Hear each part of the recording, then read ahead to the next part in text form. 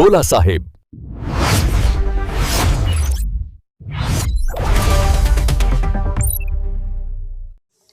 कराड दक्षिणचे आमदार डॉक्टर अतुलबाबा भोसले यांच्या शुभहस्ते या नवीन बसेसचे लोकार्पण करण्यात आले.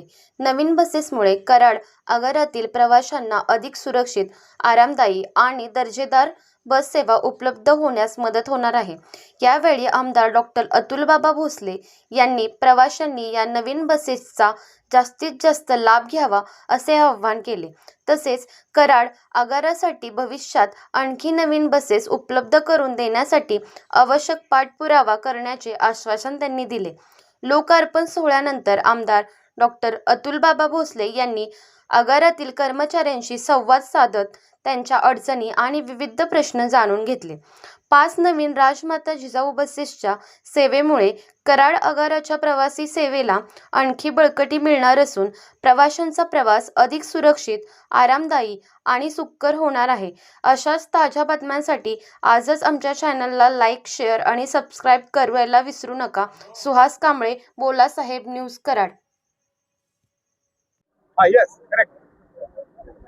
आज माझ्या दृष्टीने अत्यंत आनंदाचा क्षण आहे की कराड बस स्थानकास महाराष्ट्र शासनाच्या वतीनं 5 नवीन बसेस देण्यात आलेल्या आहेत. कराड बस स्थानक हे पश्चिम महाराष्ट्रामधलं अत्यंत वर्दळीचं असं असणारं बस स्थानक आहे. दिवसा साधारण 25 ते 30 हजार प्रवासी हे कराड बस स्थानकावर येतात. कराड तालुका हा क्षेत्रफळाच्या दृष्टीनं हा महाराष्ट्रामधला सगळ्यात मोठा तालुका आहे आणि त्यामुळं कराड तालुक्याला अत्यंत सुसज्ज असं बस स्थानक असावं आणि गाड्या पुरेशा असाव्या याच्यासाठी आमचा सातत्यानं प्रयत्न राहिलेला आहे. कराड बस स्थानकाला 89 गाड्यांची नोंद आहे आणि अजून 20 गाड्या ह्या आम्ही राज्य सरकारकडे मागितल्या. आदरणीय मंत्री महोदय प्रतापजी सरनाईक साहेबांना आम्ही तशी विनंती केली. मुख्यमंत्र्यांनी देखील तशा पद्धतीच्या सूचना त्यांना दिल्या आणि 5 गाड्या आम्हाला पहिल्या टप्प्यामध्ये दिलेल्या आहेत. येणाऱ्या काही दिवसामध्ये आणखीन 5 गाड्या या कराड बस स्थानकाला मिळतील आणि राहिलेल्या 10 गाड्या देखील लवकरात लवकर मिळवून देण्यासाठी आम्ही प्रयत्नशील आहोत. पाठपुरावा त्याचा सातत्यानं चाललेला आहे. त्याचबरोबर ह्या 20 गाड्या मिळाल्यानंतर बसेसची संख्या 104 वर जाईल आणि 104 बसेस 109 वर जाईल संख्या आणि 109 बसेसमुळे जे विद्यार्थ्यांना बसेस काही कमी पडतात किंवा काही स्टॉप आपल्याला कमी करावे लागतात तो प्रश्न सुद्धा मार्गी लागेल, निकाली निघेल.